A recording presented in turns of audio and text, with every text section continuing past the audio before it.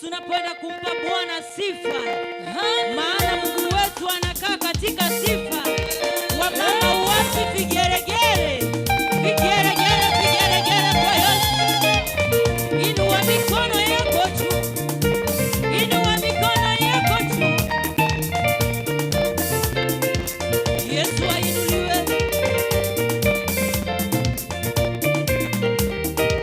Inua mikono yako juu zaidi kwa Yesu, maana Yesu ameinua.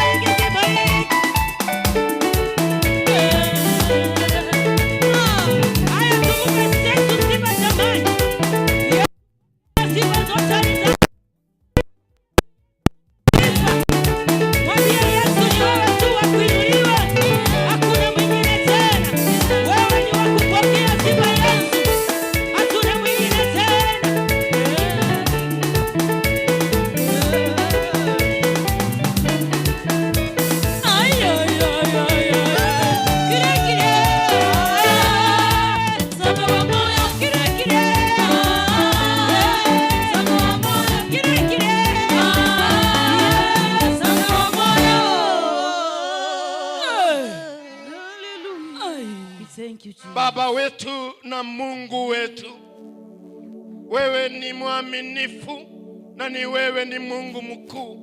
Asante Mungu wetu, umesimama nasi kwa njia ya kipekee.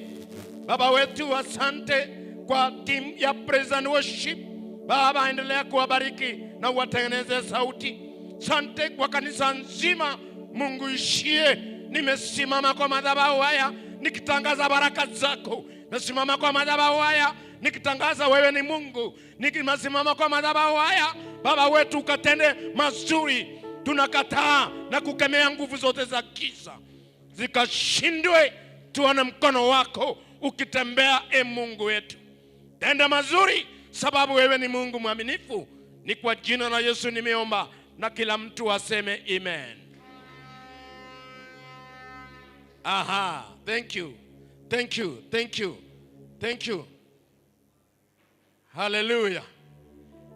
Kama unaniona nifungie mkono wako katika jina la Yesu. Ambia huyo mwenzako Bishop amekusalimia. Asante. Thank you so much. Bila kupoteza wakati, taka tuingie kwa neno la Mungu.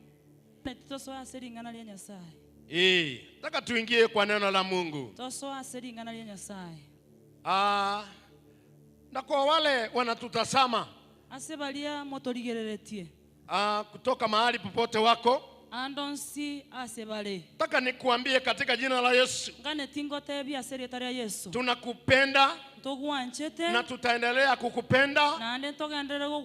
Wewe endelea kututazama mahali popote huko. I want to say all our viewers,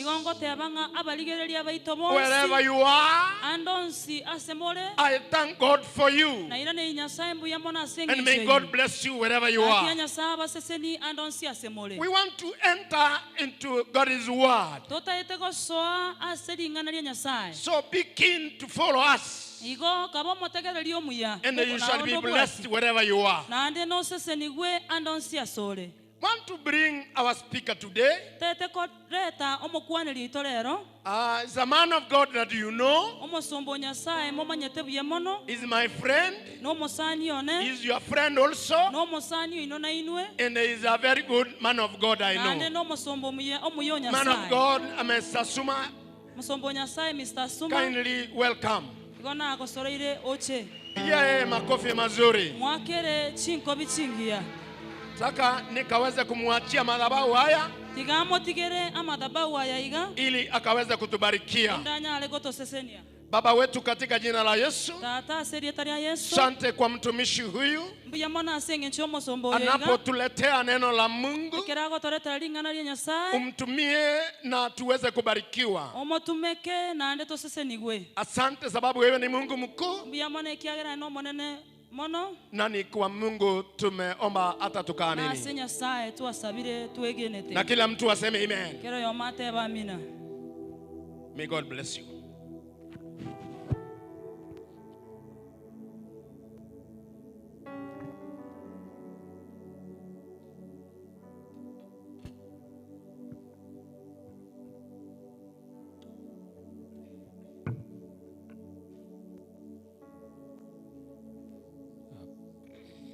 Bwana asifiwe. Bwana asifiwe. Praise God. Praise God, church. I'm happy to stand before you today. And I want to thank God for this opportunity that He has granted me to speak the word of God. It is not my word, but it is the word that comes from the mouth of God. I want to appreciate our bishop for giving us the opportunity also to serve and use and share the pulpit. May God bless you. Can we appreciate him?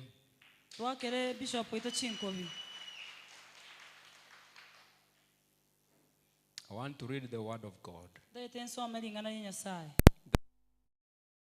book of 1 Corinthians, Gekorwa saba Korinto yeri tangani. chapter number 2, Ibere. verse 9 to 11. Kianda baka ikomena na yemo. 1 Corinthians, chapter number 2, Pa Korinto yeri tangani ibere. verse 9 to 11, the Bible says, Kianda baka ikomena yeme Biblia goteba. that is what the scriptures mean when they say, no eye has seen, no ear has heard, and no mind has imagined or conceived what God has prepared for those who love him. But it was to us that God revealed those things by his Spirit. And for his Spirit searches out everything and shows us God's deep secrets. No one can know a person's thoughts except that person's own spirit. And no one can know God's thoughts except God's own spirit. I want you to underline verse number 9b, that it says, no eye has seen. Teto akero mostari ase Biblia ao asiringana ligotebanga. No eye has seen, nor ear has heard. Abwa se gotebanga ayali eriso litaroche koso goto kotaigwete. And no mind has imagined Gose ayatarengererie. Tarengereirie. what God has prepared for those who love him. Ayo Nyasaye aroisetie asa oba mwanchete. Lord, we glorify your name this morning. Tata twa dimokeririe tali awo igore mambie. We worship you. Twagosasimire.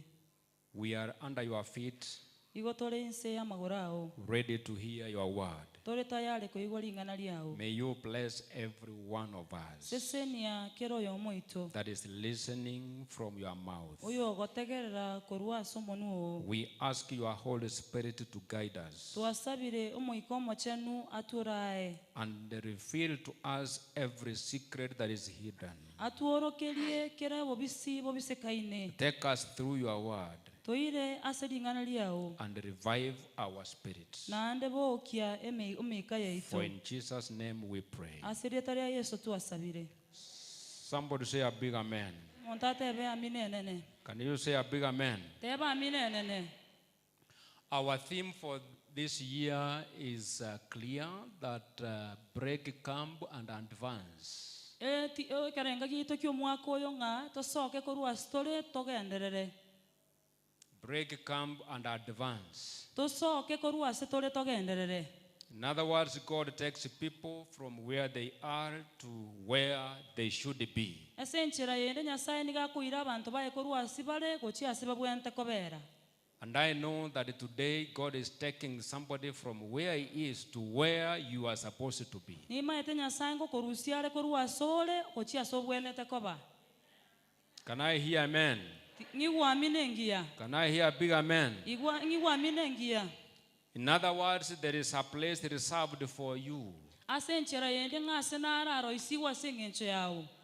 Your story is not finished. Omogano tore ikomo endio. God is still lifting you. Nyasaye nagenderete gokuimukereria. But I know that every setback is the training for the next level of glory. Kero kuira ni gwa kwa omaega no koroisigwa sengenche ebiwange binene bire motu. As I am speaking this, I want people who are ready to write, because we want to make this a teaching church. Get out your pen and your notebook. Praise God. I said every setback is training for the next level of glory. God lifts those who remain faithful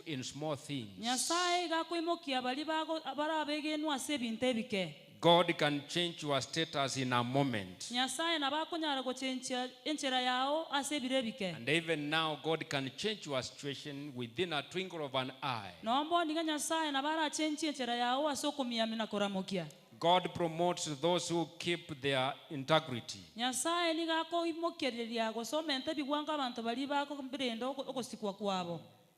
God rewrites stories that look hopeless. Nyasaye niga ko bokia emeganeri arekorakana bosa. And I hope He's rewriting your story today. If you believe, say amen. Somebody say amen. Because God is about to rewrite your story. God will increase anyone who makes himself available. And God grows us through our obedience. When you do your research, there is a type of fish called the Nile perch. It can grow up to 6.7 feet long and weigh around 200 kilograms.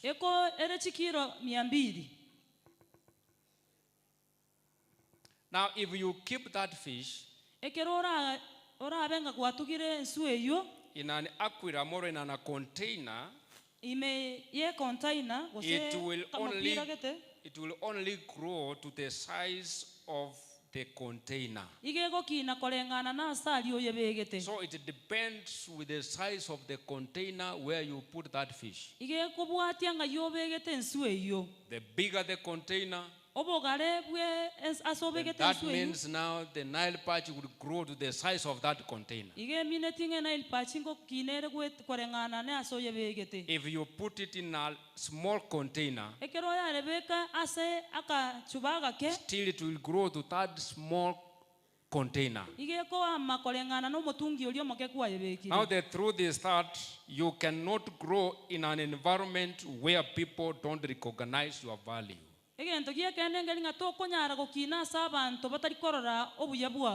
I'm not sure if you are listening to what I'm saying.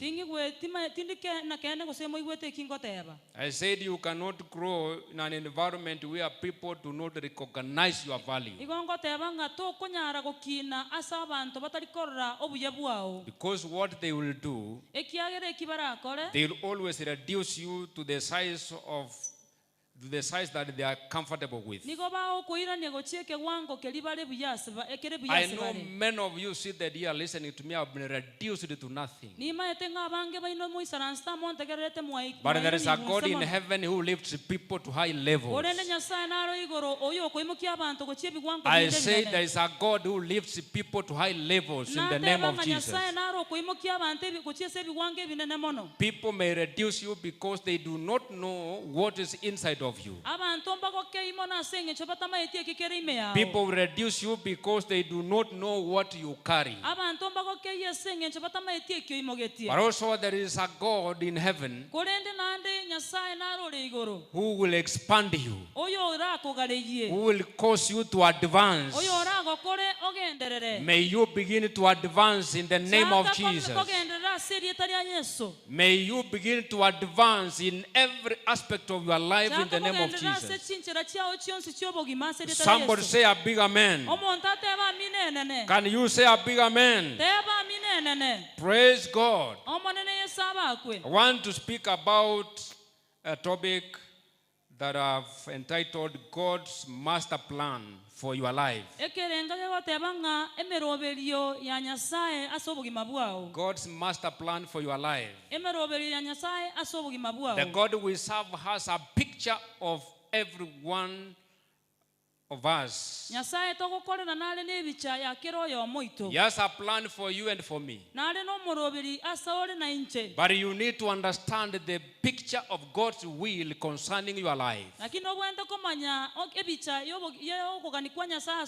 That is very important because you cannot move from where you are to where you want to be If you do not understand the picture of God's will concerning your life, we need to follow God's master plan for our lives. If you want to succeed and achieve anything in this life, then you must follow God's master plan. The Bible we have read says that those who love the Lord, He has prepared something for you.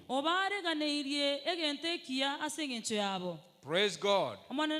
Something that no eye has seen, that no ear has heard, no human mind has conceived or imagined. In other words, there are great things that God has prepared for the people who love Him. If you believe you are one of those people that God loves, can you say amen?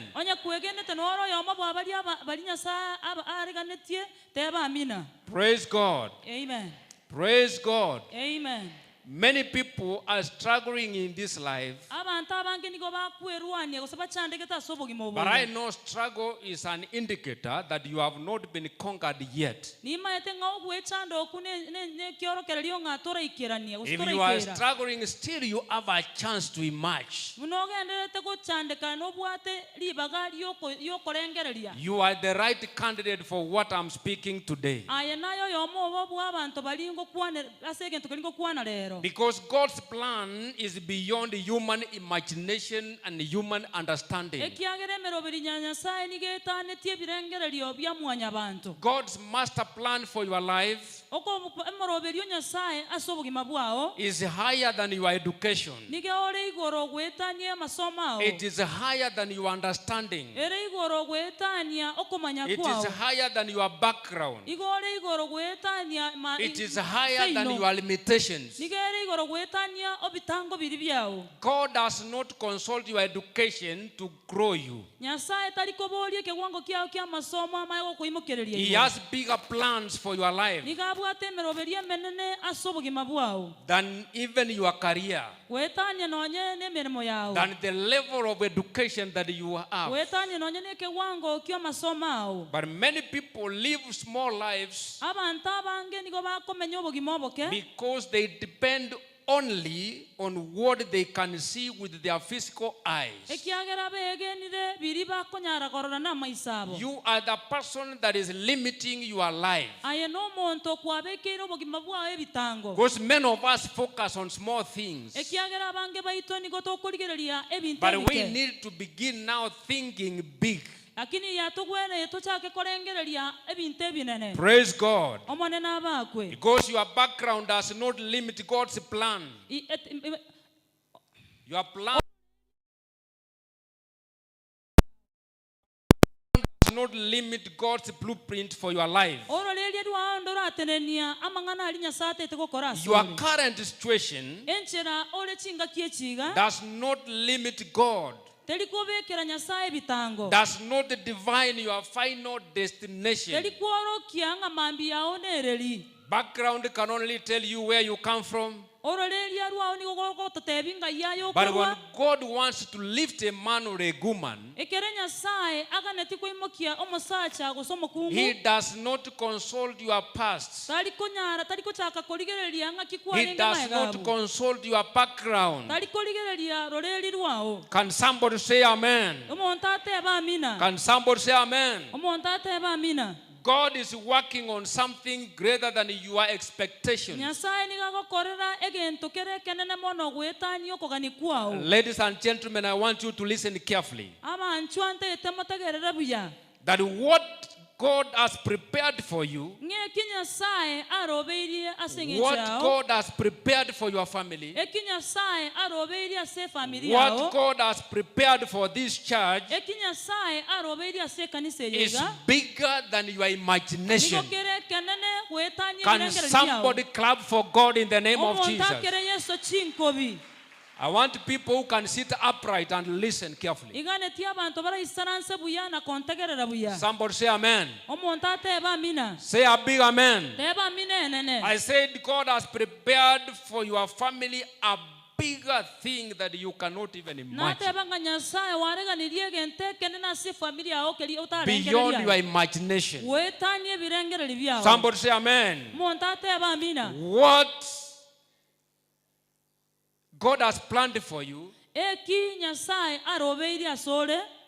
is bigger that even your enemies and even your parents will not even see.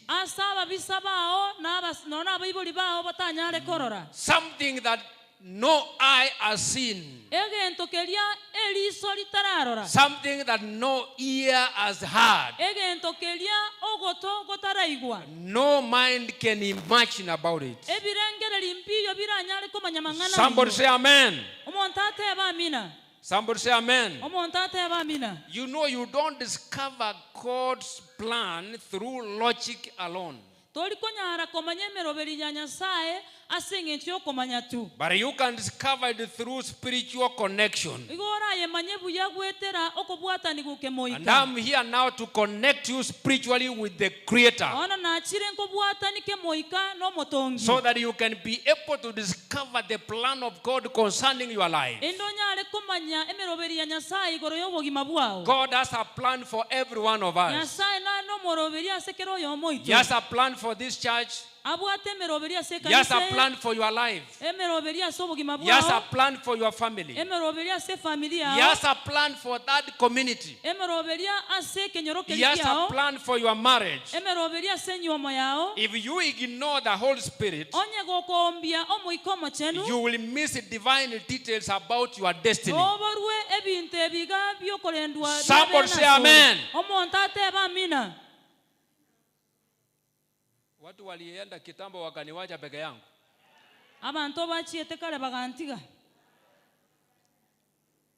If you read the Revelation, it gives the details of 7 churches.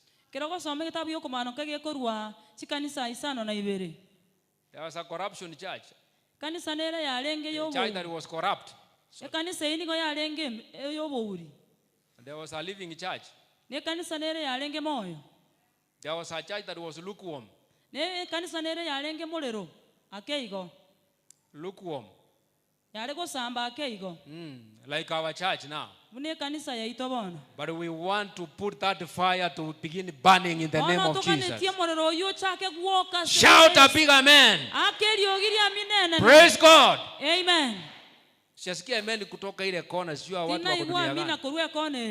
Praise God. Amen. God has a plan for our lives. Let me tell you that service Christianity cannot access deep revelation.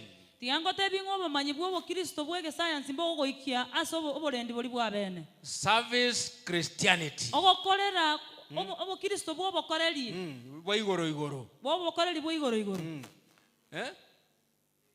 Yeah, masomberera. Yes. Service Christianity cannot access deep revelation. But you must cultivate intimacy with God. The deeper your relationship, the clearer your direction. You will not know your direction unless you go deep into the Word of God. Until you have that intimate relationship with God, that is when you will get to know the details of life. Daniel 11, chapter 11, verse 32b says, it says that the people who know their God shall be strong nigo barabe abanyanguru and do exploits. nande bakore amang'ana manene. You cannot do exploits if you do not know your God. Togokora amang'ana manene onye tomo maete The Nyasaye. people will succeed and go to high levels Abantu bakogendera na are the baini people of God. abantu bali nokubwatana na Nyasaye obo. People who are deep in the word of God. Abantu bali imemono asiringa Those are the people who can do exploits. abuna bwo abantu barakore ebintu ebinene. Can you say amen? Teba amina. Praise God. Abaku Yesu. Praise God. Abaku Yesu. And that means that we are meant to do exploits. Ige minete nganto bwenete kokora amang'ana manene. We are meant to be successful. To bwenerete kogenderera. We are meant to be above. To bwenerete koba igoro ya We are bande. meant to be above reproach. To bwenete kobera igoro mono. We are meant to be at the top. To bwenete koba igoro mono na igoro Somebody mono. say amen. Omontate ba amina. In other words, struggling through life is never God's perfect plan for his people. Sorry.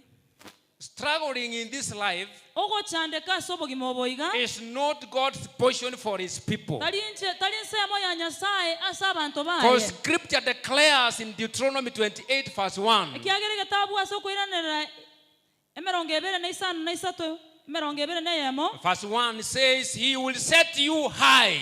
Iga ebibilia go tebanga nako beke igoro mono. I am speaking to somebody that is ready to be set high. Igongo kwaniro monto ore tayari kogendera These are the igoro. words of God through Moses. Aya na mangana Nyasaye gwetera asemsa. That Moses is telling now the Israelites that God will set you high. Musa go tebia ba Israeli Nyasaye ko babekale biwango bye igoro mono. And in verse 13 he said, the Bible says, Komina isate bibilia ya teba. and the Lord shall make thee the head and not the tail. Nyasaye na bakoro motwe talieke mincha. And then he says, and thou shalt be above only. Ngande no mogendere ko ba igoro lyoka motali ko irananse. And thou shalt not be beneath. Nande mbo ko nyara ko ba inse.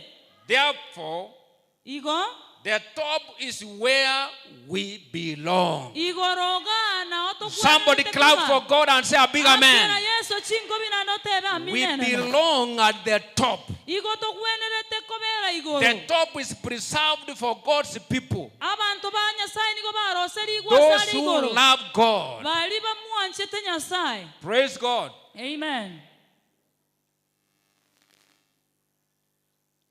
Joseph and Daniel Joseph na Daniel were not preachers. mbalenge barandi.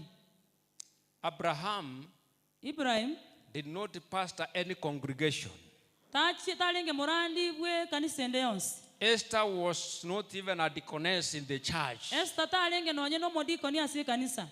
But these were all ordinary people like you, Abuna abantu balenge bakawaida bunaye. integrated into the society. Abo balenge ase ekenyo ebinyoro But the bunaye. anointing of God upon their lives, Kolendo gwaku kwa mabuta kwa Nyasaye ase obugima bwabo. which was a result of their quality relationship with God, Kwa kukuwa rwete ase okobwatana kolikuwa kwa Nyasaye kwalenge wechinguru. made the difference in their lives. Okarete tofauti ase obugima bwabo. May that anointing begin to work for you now. Mabuta yacha ke kokora I say, may that anointing begin to work for you now in the name of Jesus. Listen to me, church. Igwa ekanisa. To leave the ground level to the top Kotiga kobera se iroba komkanda ko chigoro. is to be willing to pay the price to get there. No wanchera na waka na ligo ikasa. For you to be at the top, Aye kobera asike wango kiego. you must pay the price. Baka buwaka neligo lilo. You must be willing Bakobe tayare. to pay the price Waka neligo li. to get there. Elindo ikaroro. Very few people are willing to accept the responsibility. Abantu abakemono banchira nire koira mangana. And that's why the floor is so crowded with that, and the top is empty. Na kigeko gera insega omugandoro monene mono gwetani igoro. Is somebody listening to me? Mongi wete boli. Many people are congested at the ground floor. Abantu abange nigo baminga ine ase igaiganse. But I want to submit to us that the top is empty. Igonta eteko batebinga igoro nigere bosate bwati mo. There is space Because the Bible says we were meant to be above. But many people are now congested and they are now quarreling, they are now at the ground level. Things fall on their own. But for anything to rise, a force is required. If I want to lift something, I need force. You apply some force to lift it. But if I want this Bible to fall, it does not require any force. It will just come. You just drop it and it comes down. You do not need any struggle for something to fall off. But not so for something to rise. Because our force is required. It is the unwillingness to pay the price that leaves the top empty. And the basement overcrowded. Praise God. Amen. Praise God. You cannot move from where you are until you see beyond where you are. Martin Luther King Jr. said that. That you cannot move from where you are until you see beyond where you are. Praise God. Amen.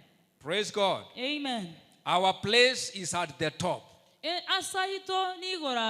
to be at the top, you must follow the massive homes that have collapsed. The marriages that have collapsed. Business can collapse. Why? Because there is no good plan. Across villages and cities, there are painful stories about houses that looked strong,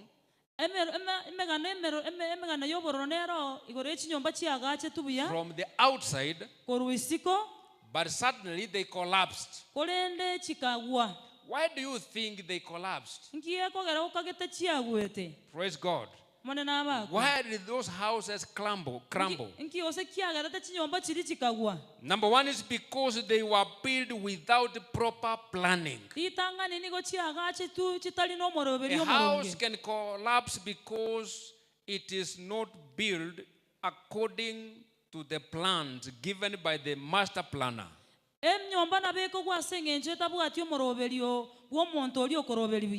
Proper planning. Proper structure or guidance. No solid foundation. No structural design. No expert direction. They collapsed because the original plan was altered or ignored or changed. There are people listening to me now that have changed the plan of God concerning their lives. The devil also can alter the plan of God concerning your life. He knows the plans that God has for you.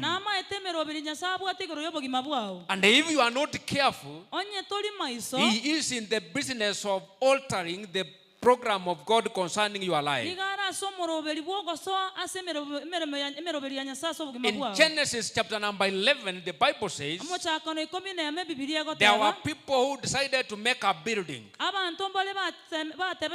They were building a tower that is height reaches heaven.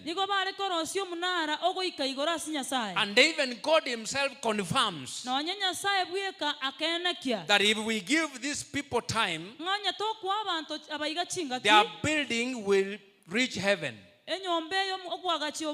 These people had consulted designers until God intervened and came down and confused their language. Praise God. Amen. Praise God. Amen. Praise God. Amen. God intervened and the building came down. Then my prayer to you is this. I declare and decree that any evil building that the devil is building in your life, may it collapse now in the name of Jesus. I say may it collapse in the name of Jesus. Any building that is not under the program of God, that the devil is raising in your home, that the devil is raising in our church, may it collapse in the name of Jesus. Many families and marriages, many churches and many ministries have collapsed because the builders have ignored the master planner. You are struggling in this life because you have ignored the master planner. You are not following the plan of God concerning your life. Lives have been scattered because of not following God's master plan. I have seen people worshiping powerfully, praying in tongues, but there is no evidence of God's blessings in their lives, and still they are struggling in this life. Many people pay their tithes and offerings and their gifts, but they are still struggling in life. There is no evidence of the blessings of God. Why? It is because some of them ignore to follow the pattern of God. They do not align themselves with the plan of God. They do not know the picture of God's will concerning their lives. That's why they are struggling in life. Church, I want to say that God has a master plan for your life. Can somebody say amen? People may not see it, but there is a plan for your life. And he says his plan is good. And that's why he says in Jeremiah 29 verse 11, that look, the plan I have for you, good plans are not evil, to give you a future and a hope. Can somebody say, I have a future? Somebody say, I have a future. I have a hope. Can somebody say amen? Can somebody say amen? Eyes have not seen, ears have not heard. Praise God. Amen. I came to tell you today that that beautiful plan of God will come to pass. It will come to pass in the name of Jesus. When you follow the program of God, the plan of God, I want around 3 people Deacon, can you stand? tenena. Somebody else can stand. My sister, can you stand here? Swati minto Huyu ako tenena. katikati hapo, hata wewe. Yes.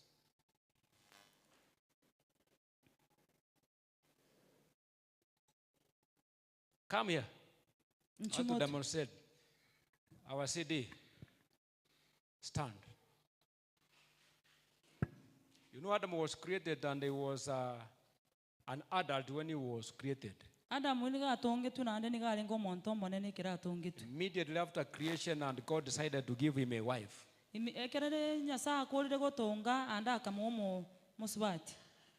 then he gave them a plan. The man knew the plan of God because God had spoken to him about the plan that he had. And that's why he was able to place him in that garden of Eden. And they gave him instructions that you till the land and guard it. Take care of it. In other words, he knew the enemy can access the land. I want you to turn the other side.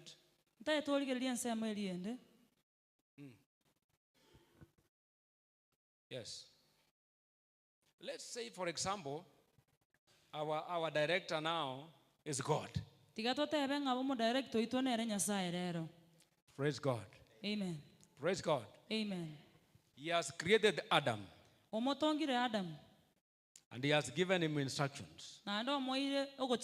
He has given him his plan. He has given him instructions to follow. God has also made a woman. Eve, I want you to be closer here. And now they have a journey. In other words, God is telling them that I have a place to take you. If you follow my master plan, you will achieve in this life. But as they are walking now, God is ahead giving direction. I want you to begin now walking. Begin now walking. Adam was following God. They are walking and Eve is following. But after some time, Eve stopped. He saw a fruit. Then Adam has stopped now to look where Eve is.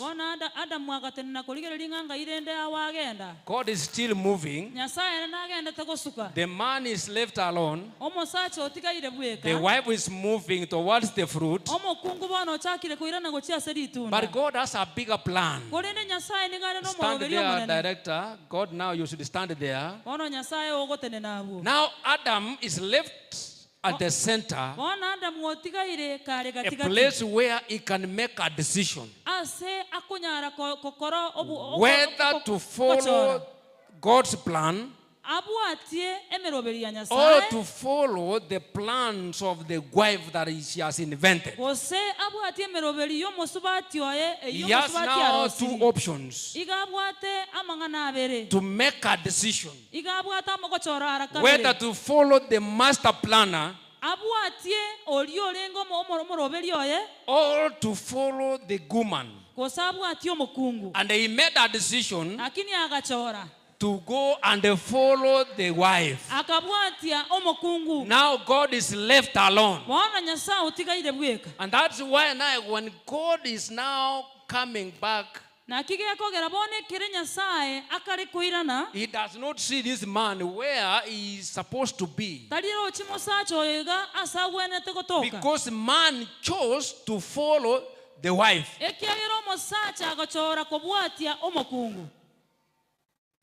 The plan of God was disrupted. He prepared this man to be at the top. But because he does not follow the master planner, he has failed. When God now is calling them, where are you, Adam? He says, I'm hiding. Why are you hiding? I am naked. He didn't know that it was not a plan of God for man to be naked. But because he's not following God's plan, he finds himself naked, hiding in the forest. And now God is saying, that is not the place I meant for you. What are you doing there? Then the man is saying, this wife you gave to me, you are the problem, God. I did not apply for this woman. I didn't go to towns to search for this woman. But you are the person who brought it to me. I didn't ask for one. I was not prepared. You know where you got this woman. You should know better about this woman who has made me to fail, not to follow your plan. Praise God. Amen. Praise God. Amen. When you disconnect from God, you will not walk to the top. You will never enjoy the blessings of God until you return to God's master plan. Until you connect. You know God is aside. They have left God. A church that has left God, a church that has left God will not enjoy the blessings of God. A family that does not connect with God does not enjoy the blessings of God. And that's why many people are naked, because they have left God. Many people are struggling in this life because they do not follow the plan of God. They have ignored small opportunities. Praise God. Amen. And when God asked the woman, what have you done? The woman says, this happened. If you read Genesis chapter number 3 verse 16, 16. But if you read New Translation, New Living Translation, New Living Translation, God tells the woman, because you have done this, I will increase your labor pains. In other words, you are not supposed to feel pain when you are giving birth. But because of what Eve did, God says, I will increase the pain of your labor.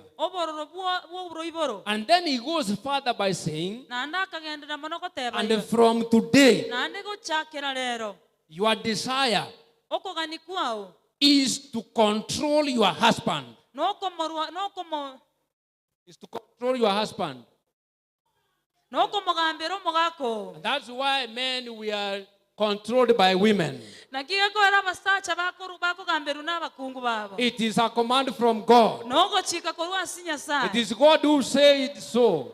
That from today, your desire will be to control your husband. But he finishes by saying, but he will rule over you. aye. Can somebody say amen? Omonto ateba amina. Please, wapigie makofi. Bakere chinkobi. Praise God. Amen. Praise God. Amen. I know Nimanyete the book of Amos 9:13 says, Amos 13 egoteba the days are coming, says the Lord, chinga kingo ikachire omonene agoteba when blessings will begin to overflow. ekera amaseseni agochaka goiteka So fast you won't be able to count them. bwango mono otanyare kuyabara. May this be your portion in the name of Jesus. Ebensemo yao ase rieta ria Yesu. May those blessings begin to flow to your life. Tiga amaseseni yachake goiteka ase obogima bwao. I know the church is like a hospital, Nimanyete kanisa nigenge nyagitari and not all patients are responding to treatment. tari arwaire bonsi bago amadioga gokora emirimo ase And somebody say amen. monto ateba amina. Those who are responding to this treatment, can you say amen? Bali bakwiraneria ase okobwaniwe okoteba Praise amina. Jesus. Omonene abakwe. I am now speaking to those patients who are responding to the spiritual treatment available here today. Igongo kwanira abarwaire bali bakoigwa amarioga koigwana na barabwo. I pray for you today Igongo gosabira rero. that you will not miss destiny Ngato konyara koborwa mambi yao. and you will not miss purpose. Na ande to konyara Somebody say amen.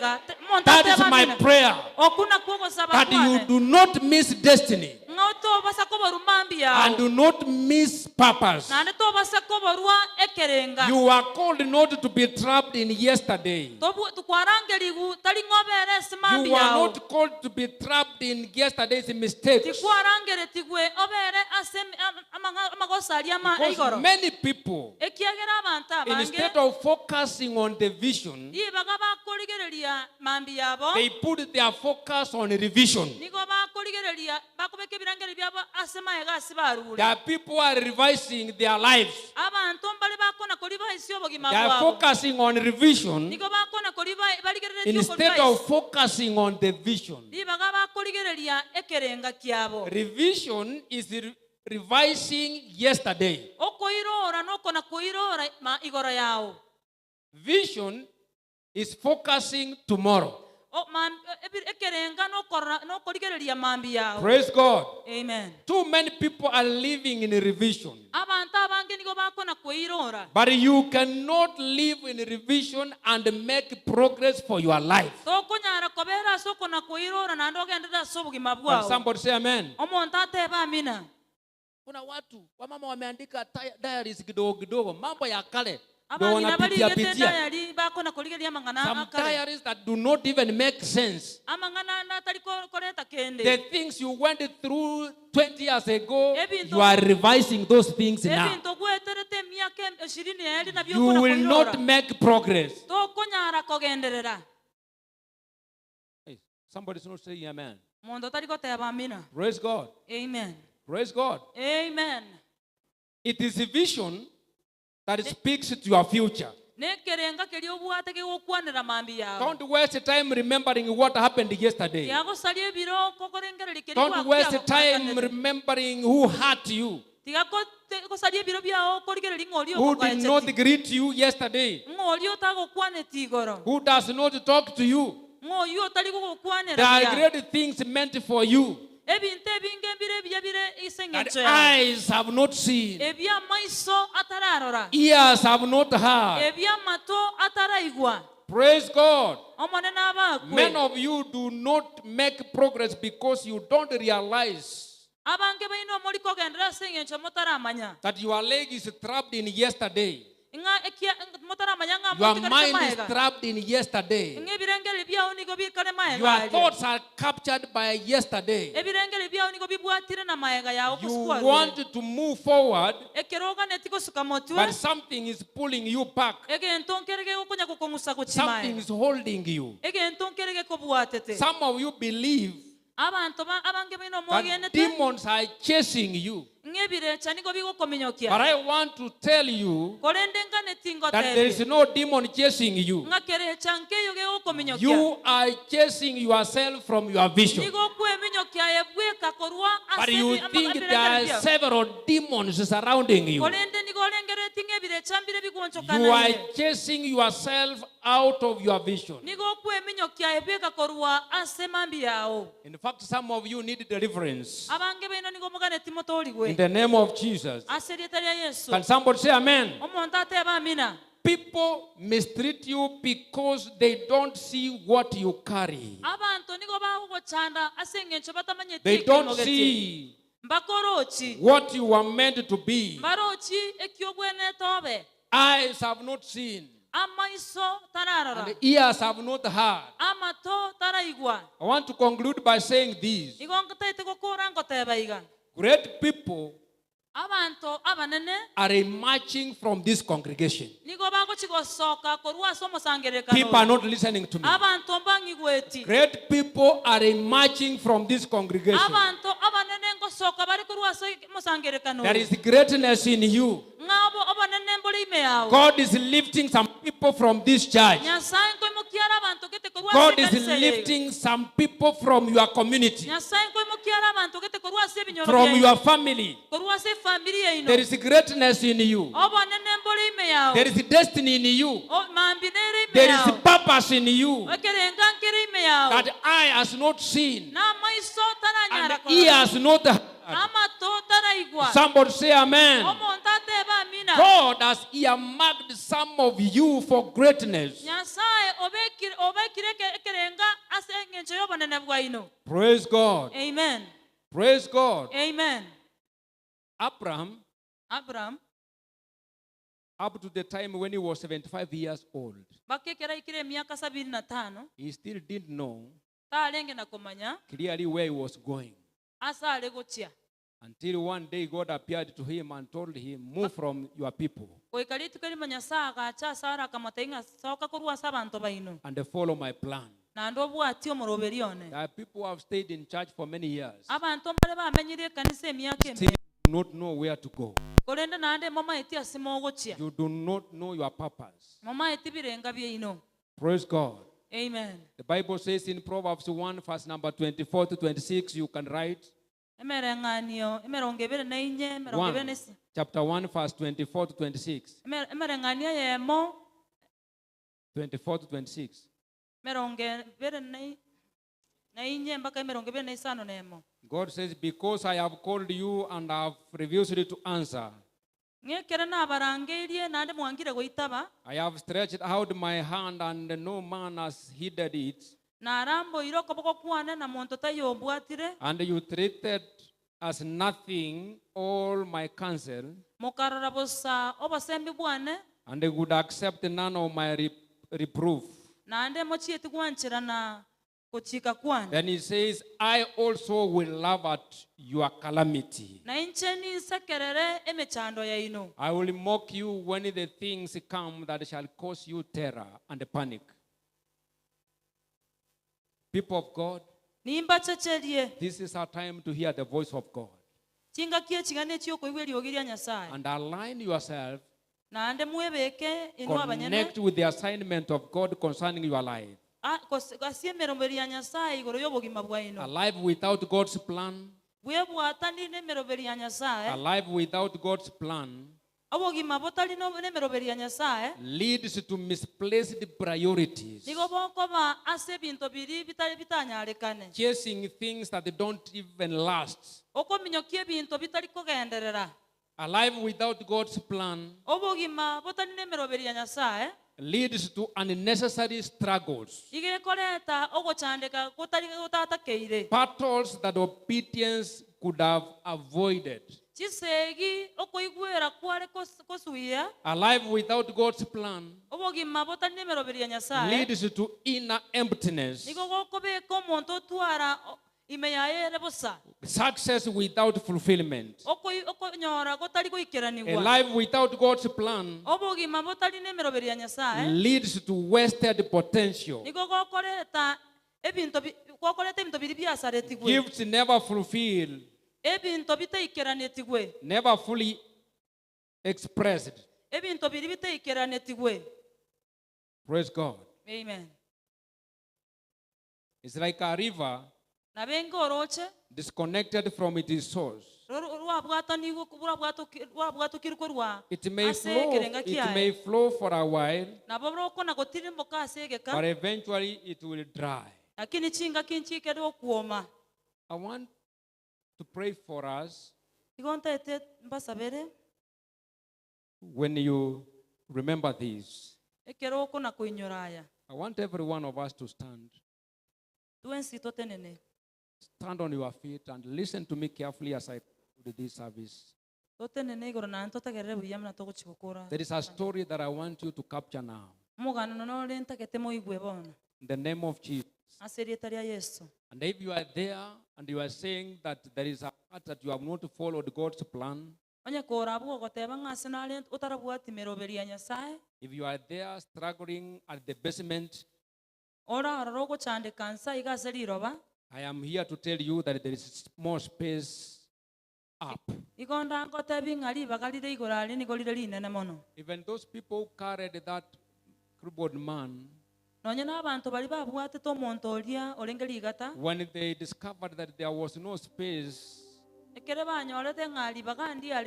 the basement, they knew there was space above. Still, there is your space preserved by God. Because God is a God of plans. One time there was a man that God gave several abilities. This is a true story. A man that was a mason,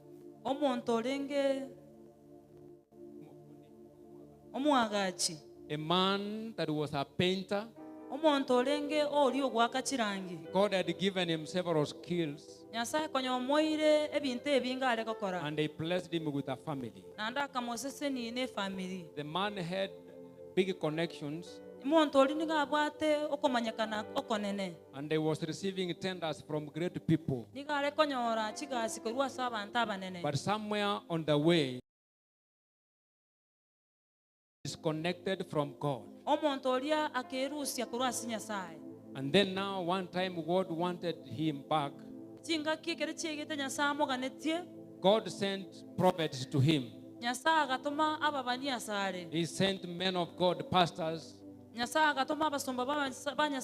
sent angels in the form of men. But the man ignored the voice of God. The man did not hearken to the voice of God. And because he had a lot of money, he didn't see the value of God in his life. He had disconnected from the master planner. But there is a place that God had wired him to be. God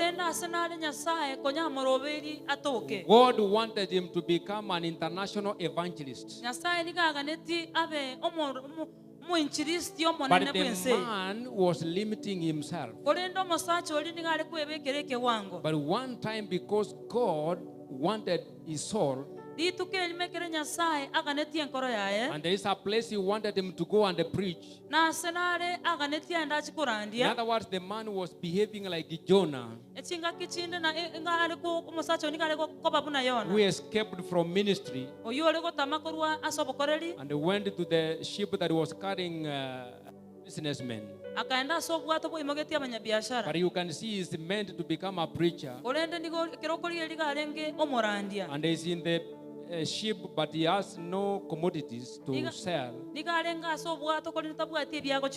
This man, one time he got a chance to paint a big building that had 5 floors.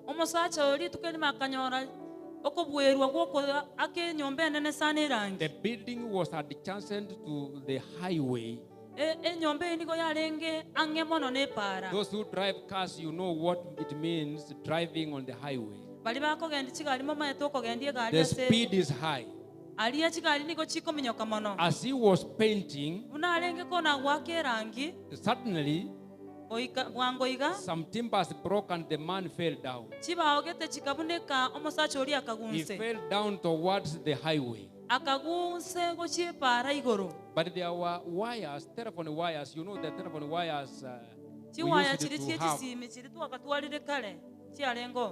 Then the wires held this man. He did not fall down to the road. But as he was on those wires, the voice of God called him. But even the man also began calling God. God, if you save me from here, I'll keep on serving you. He called God several times. He had a lot of money, but this is the time he's realizing that where I am, it will only take the hand of God. The man was looking downwards and he sees cars running at a speed of 100 and 120. Now God responded to him and told him, leave the wires now. I'm ready to rescue your life.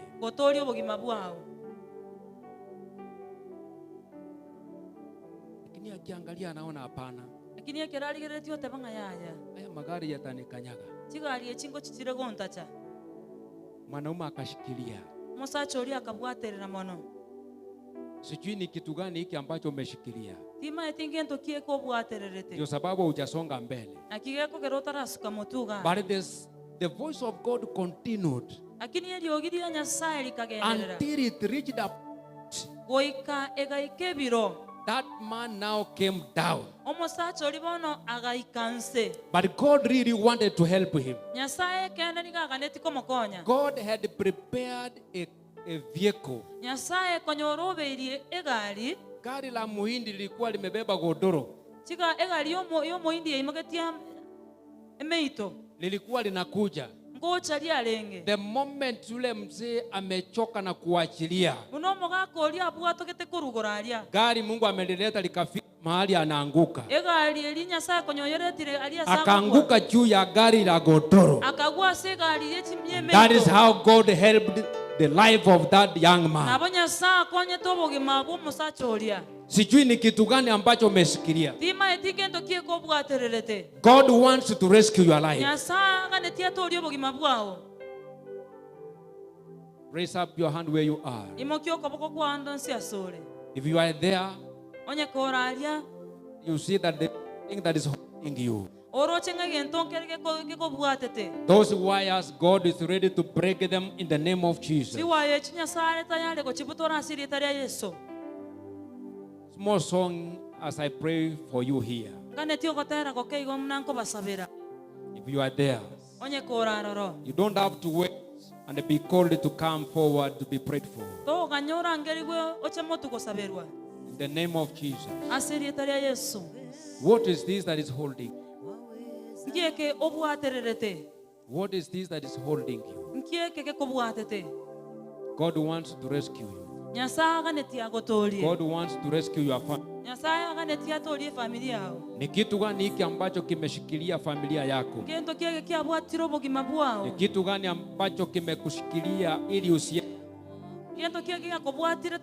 Ni kitu gani hiki ambacho kimezuia hata biashara yako? Ni kitu gani hiki ambacho kimekuzuilia kukaa at the basement?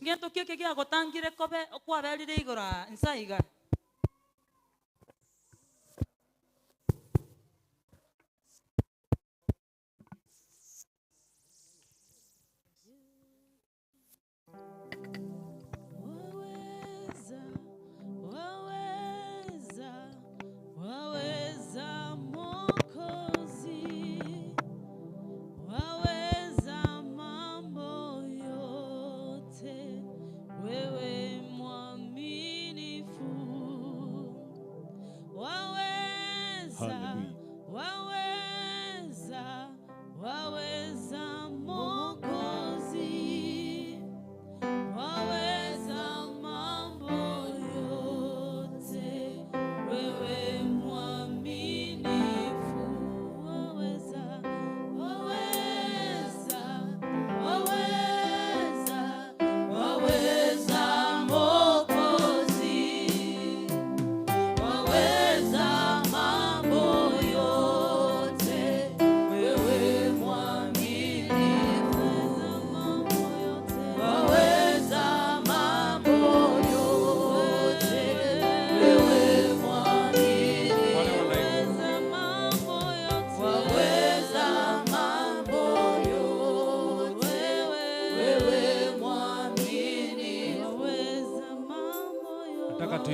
mikono yetu juu sote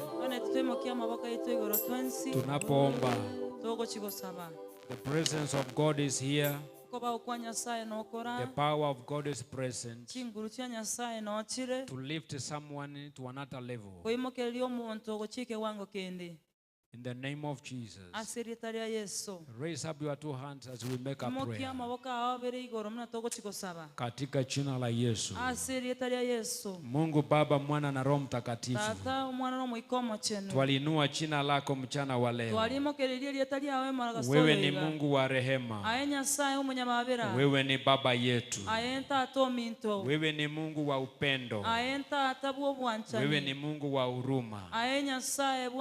Umesema katika maandiko kwamba umetutengenezea mahali pa juu. You say that you have a good plan for every one of us. May that plan come to pass in the name of Jesus. Ninawakabidhi wapendwa hawa mikononi mwako. Kuna wale bado wanasumbuka katika maisha haya. You said that you have a good plan. Us a great future and a great hope. You give your people hope in the name of Jesus. Raise those who are struggling. Raise those who are in pain. Raise their standards. Revive their spirits in the name of Jesus.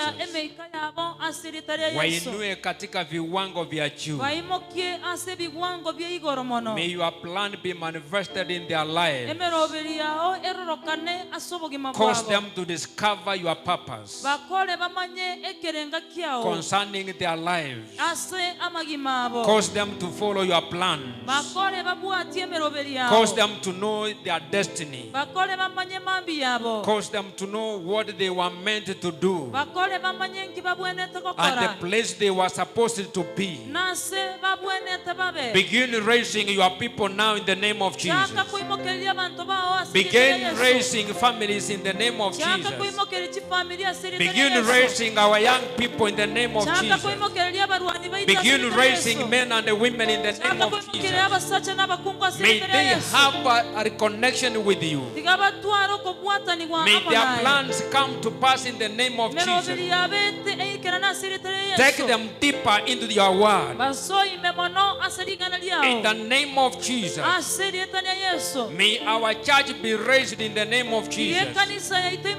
May every believer be raised in the name of Jesus. Our place is at the top in the name of Jesus. May you cause us to maintain the upper space in the name of Jesus. May your power be manifested in the name of Jesus. Receive all the glory. Receive the honor. For in the name of Jesus we pray. Somebody say amen. Appreciate God in the name of Jesus. Pigia Yesu makofi kwa jina la Yesu.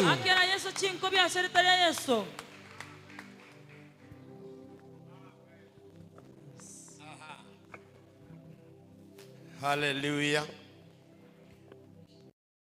God, appreciate the servant of God. Thank you. May God bless you.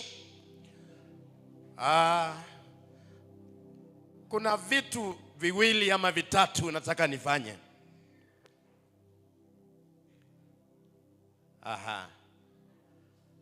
Kuna vitu vitatu nataka ukubali tufanye.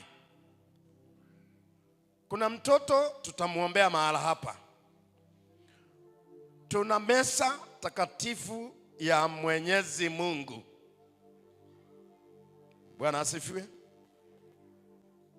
Na tuna wapendwa ambaye tumewabatiza leo. Tunataka tuwakaribishe ili Mungu akawatie nguvu waendelee katika jina la Yesu. Bwana asifiwe. Kwa hivyo tafadhali usichoke. Dakika chache. I know how to manage that one. dakika chache hivi nitakuwa nimemaliza.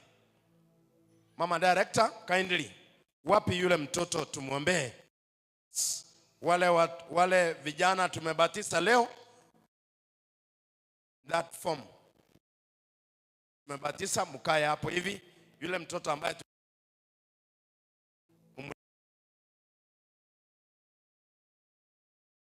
mesa taka.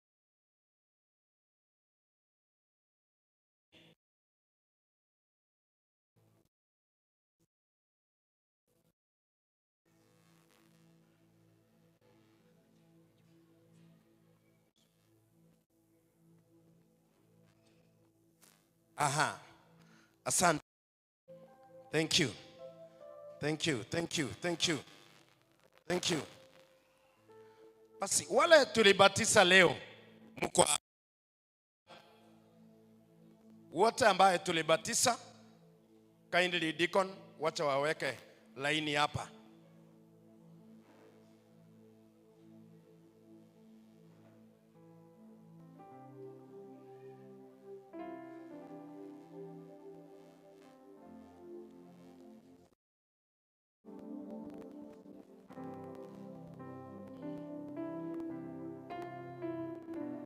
Songeana.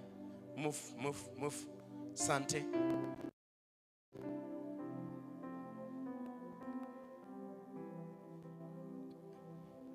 Yes.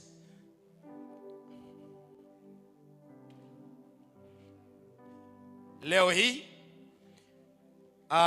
tumebatiza wapendwa hawa, na ninataka kila mmoja seme jina yake haraka, alafu msimame nitawaombea. Tuanzie na wewe, jina lako. Kwa majina naitwa Domitira Reri. Praise God. I'm Omai Victoria Kemto. I am happy I'm baptized. Tutashirikiana. Yes. Hi church. Yes, ongea na sauti watu wasikie. Aha. Iwe. Majina naitwa Francisca Ochebeli Omai. Nasema ni asante. Tena naendelea kushukuru Mungu kwa hii church. Yes. Kwa majina ni Valentine Kerubo Omai. Valentine, sawa. Thank you. Bwana Yesu asifiwe. Asifiwe tena. Amneli Omariba. Nimepatizwa na nasikia mbona again. Nimesikia vizuri sana.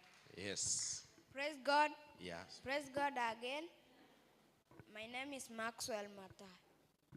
Praise God. Praise God again. My name is Aaron Mukaya.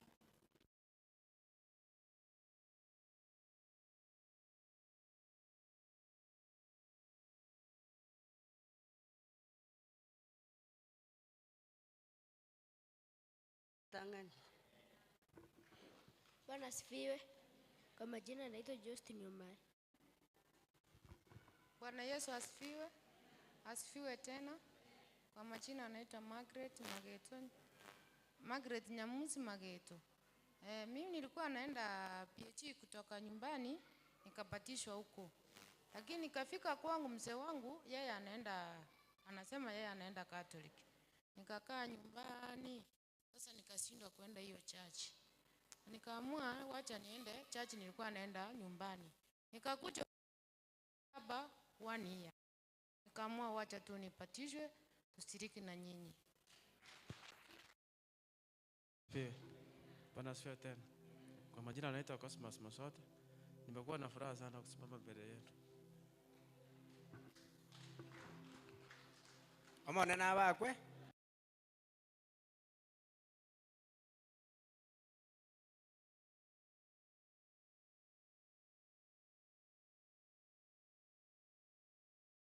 Lakini lero konye nari ngomuntu nyasa sana soko ngarega ni twabatiso nari tigatoka ndira gokorera monne bano twarenge botambe njiro yo muntu kamere mbiyemo. Praise God. I'm Nyamataro Stacy. Praise God. I'm Vera Nyanchoka. Bwana asifiwe. Basi munigeukie geukia madhabahu katika jina la Yesu. The Bible says this, ama ni sheria hivi. From time to time, an assembly should have a service for receiving of new members unto the church by giving them the right hand of fellowship. Praise the Lord. So today, we want to give all this a hand of fellowship, na Mungu awasaidie katika jina la Yesu. Kwa hivyo leo hii tutawaombea na Mungu awe nanyi, mtarudi kwa fellowships zenye mnaendelea na mikutano muende, na kila Jumapili unakuja kanisani katika jina la Baba, la Mwana na Roho Mtakatifu. Baba, katika jina la Yesu, asante kwa nafasi hii. Asante kwa wapendwa hawa, Mungu wetu, kwa jina la Baba, la Mwana na Roho Mtakatifu. Baba, leo tumewabatiza hawa, na Mungu leo hii tunawaombea, ukasimame na wao, ukawalinde, ukatembee na wao. Mungu wetu Baba, watende mazuri na wafanye kazi yako. Mungu wasaidie, wanenende na njia zako. Mungu ishie. Asante sababu utasimama na utawatendea. Ni kwa jina la Yesu tumeomba, na kila mtu aseme amen. Kwa hivyo leo hii basi mtakaa hapo, tutaenda safari. Good. May God bless you. May God bless you. May God bless you. May God bless you. May God bless you. May God bless you. May God bless you. May God bless you. May God bless you. May God bless you. May God bless you. Asante, asante. May God bless you. Sante, thank you, thank you. May God bless you. Sante, may God bless you. Sante, may God bless you. Sante, may God bless you.